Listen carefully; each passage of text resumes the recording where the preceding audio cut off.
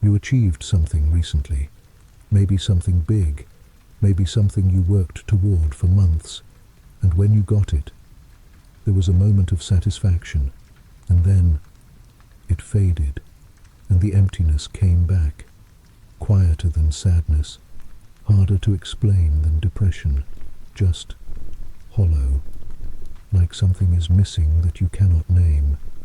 If that is where you are right now, this reflection is for you, because 1,600 years ago, a man named Augustine of Hippo felt exactly what you are feeling. He tried everything to fix it: pleasure, career, philosophy, love, intellectual achievement, everything the ancient world offered, and every single thing failed, until he found something he wasn't looking for. And what he found is the answer to the question you have been carrying, but I am not going to give it to you yet, because the answer only lands if you understand why everything else failed first. If this kind of reflection brings you peace, subscribe to Catholic Wisdom, a new reflection every week. Let's start with what the hollow feeling actually is, not what causes it, not how to fix it, what it actually is. Because most people spend their entire lives trying to fix something they have never correctly diagnosed. Here is the diagnosis. You are not suffering from a lack of achievement. You are not suffering from the wrong relationship. You are not suffering from insufficient success, or insufficient pleasure, or insufficient distraction. You are suffering from a desire that is too large for anything the world can offer. That is the precise diagnosis, and Augustine is the one who named it with the most clarity of anyone who has ever lived. But before we get to his answer, I want to take you into his life, because Augustine is not a saint who was always good and always peaceful and always knew the right thing. He is a man who was brilliant and broken and searching for decades, and his search looked a lot like yours. Augustine was born in 354 AD in North Africa. His mother Monica was a devout Christian who prayed for him every day of his life. His father Patricius was a pagan who cared more about his son's career than his soul. And Augustine, from the earliest age, was restless, not in a way he could explain, just a hunger that nothing seemed to satisfy for long. He went to Carthage as a teenager to study rhetoric, the most prestigious intellectual pursuit of the Roman world, and he describes what he found there in one line that has survived 16 centuries. To Carthage I came, where there sang all around me a cauldron of unholy loves. He threw himself into everything Carthage offered, and for a while it worked.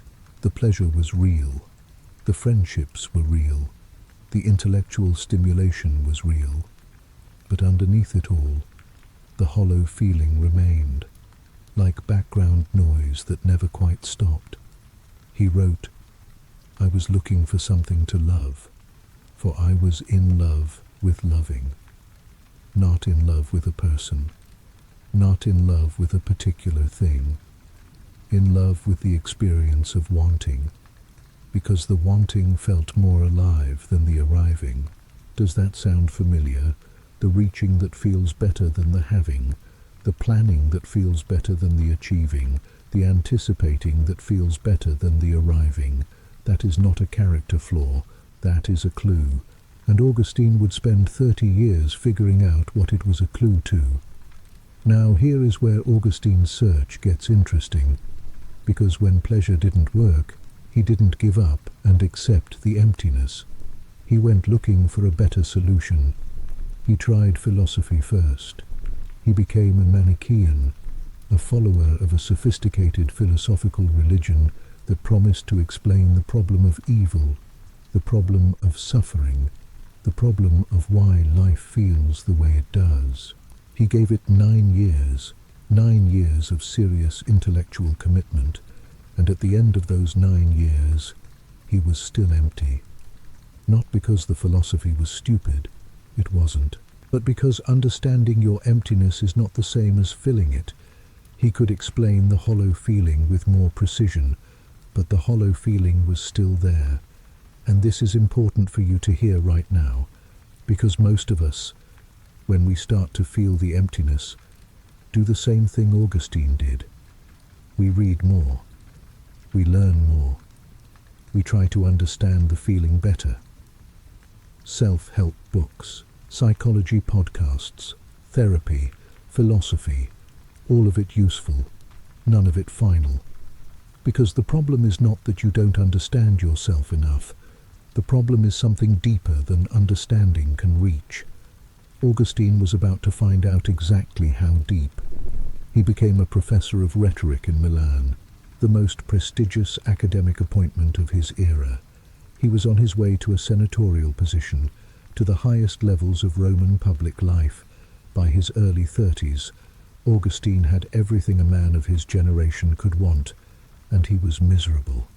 He describes a moment that I think about often. He was walking through the streets of Milan, burdened with anxiety about an upcoming speech to the emperor. Everything depended on it. And as he walked, he passed a beggar on the street. The beggar was drunk, laughing, carefree. Augustine stopped, and he wrote, "Goaded by greed, I was dragging my load of unhappiness along, and feeling it all the heavier for being dragged."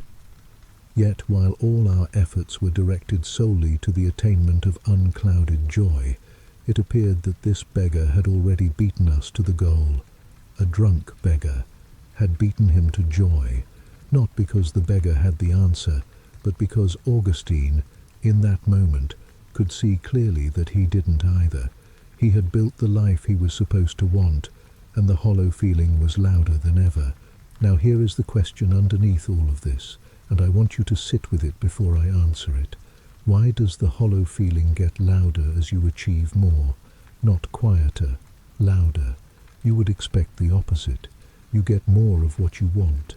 The feeling should diminish. But it doesn't. It deepens. Why?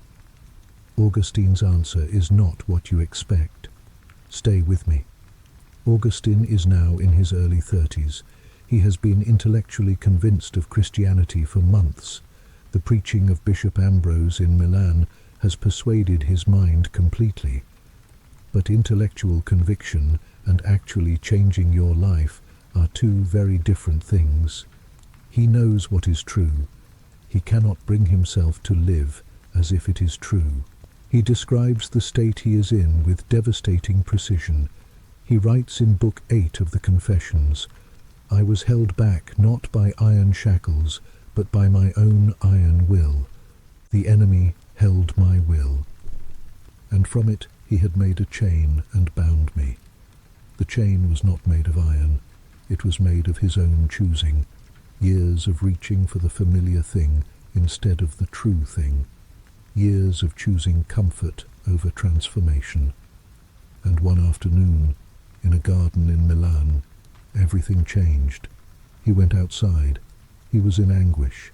He could not stay indoors. He paced. He wept. He threw himself down under a fig tree, and he cried out, for the first time with the full force of his desperation, the question that had been building inside him for 30 years. How long, O Lord, how long will you be angry forever?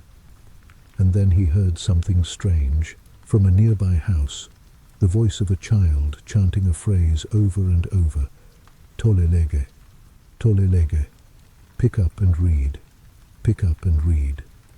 He went back to where his friend was sitting. On the bench nearby was a copy of the letters of Paul. He picked it up. He opened it at random. His eyes fell on a single passage. He read it, and he writes, "No further would I read, nor needed I.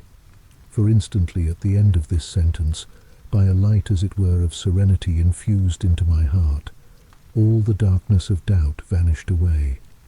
The hollow feeling did not disappear, but it changed. For the first time in 30 years, the emptiness knew what it was empty of. Now I want to give you the answer, the one Augustine discovered in that garden, the one he spent the rest of his life writing about, the one that answers the question you came here with tonight. Why does the hollow feeling get louder as you achieve more? because the hollow feeling is not caused by a lack of the things you are achieving. It is caused by a structural feature of the human soul. Augustine articulates it in the very first sentence of the Confessions. Before the story, before the philosophy, before anything else, he writes, "You have made us for yourself, O Lord, and our heart is restless until it rests in you." 13 words, the most important 13 words Augustine ever wrote. Here is what they mean in plain terms. You were not made to find your final satisfaction in career, relationships, achievement, pleasure, or comfort. Not because those things are bad, but because you were made for something infinite, and everything the world offers is finite. Every time you reach for a finite thing and feel the hollow feeling return after the satisfaction fades, that is not failure, that is your soul correctly recognizing that this particular finite thing is not the infinite thing it was made for. The hollow feeling is not a malfunction, it is a compass, pointing toward the only thing that can actually satisfy an infinite desire. But here is what Augustine would want you to understand most clearly. The thing your soul is pointing toward is not a concept, not a religious system, not a set of moral obligations. It is a person, the infinite good from whom every finite good flows, the source behind every genuine moment of joy or beauty or meaning you have ever experienced. Every time something in your life has felt almost too beautiful to bear, every time love felt larger than it should be, every time a piece of music or a landscape or a human face struck you as more significant than it rationally should, that was the infinite shining through the finite. That was God reaching toward you through the things you love, not replacing them, shining through them. And the hollow feeling that follows when the shining fades is simply the soul recognizing the difference between the reflection and the source. Augustine writes in Book 10 of the Confessions, "After the conversion, after everything, late have I loved you, beauty so old and so new. Late have I loved you. You were within, and I was in the external world, and sought you there. You called and cried out loud, and shattered my deafness. You flashed and shone, and drove away my blindness. You breathed your fragrance, and I drew in my breath. I tasted you, and now I hunger and thirst. You touched me, and I burned for your peace. Late have I loved you." He is not saying, "I wish I had found this sooner to avoid the suffering." He is saying, all of the searching was part of the finding, all of the hollow years, all of the reaching that didn't arrive, all of it was the soul being faithful to its own deepest nature, refusing to accept a finite answer to an infinite question. So what does this mean for you right now? Practically, concretely, not philosophically. 3 things. First, the hollow feeling is not your enemy. Stop trying to silence it. Stop treating it as a problem to be fixed. It is the most honest thing about you. It is the part of you that has never been fooled by a false answer. Every time you have felt the emptiness return after an achievement, your soul was doing exactly what it was designed to do, recognizing that this is not the final thing. Second, the things you love are not the problem. Augustine did not discover in that garden that pleasure was evil, or that ambition was wrong, or that relationships were worthless. He discovered that he had been treating them as final destinations instead of doors. The career, the relationship, the achievement, the experience, these are real goods. They are real goods that point toward the ultimate good. Love them as what they are, not as substitutes for what they cannot be. Third, the restlessness itself is the prayer. Augustine writes that before he consciously sought God, God was already seeking him. You called and cried out loud and shattered my deafness. God was speaking through the hollow feeling the entire time. The ache was not evidence of absence. It was the language of presence. The hunger that would not be satisfied by lesser things was the soul being drawn toward the only thing that could satisfy it. Your restlessness is not your failure. It is your faithfulness. One final thing before you rest. Augustine wrote the Confessions in his mid-40s. He had been a Christian for about 10 years by then, and he writes near the end of the book, after everything, after the conversion, after years of living inside the answer he had spent 30 years searching for. True happiness is to rejoice in the truth, for to rejoice in the truth is to rejoice in you, O God, who are the truth. Not happiness as the absence of pain, not happiness as the presence of pleasant circumstances, happiness as rejoicing in the ground of all things, in the source from which every genuine good flows. He still felt the tension between the finite and the infinite.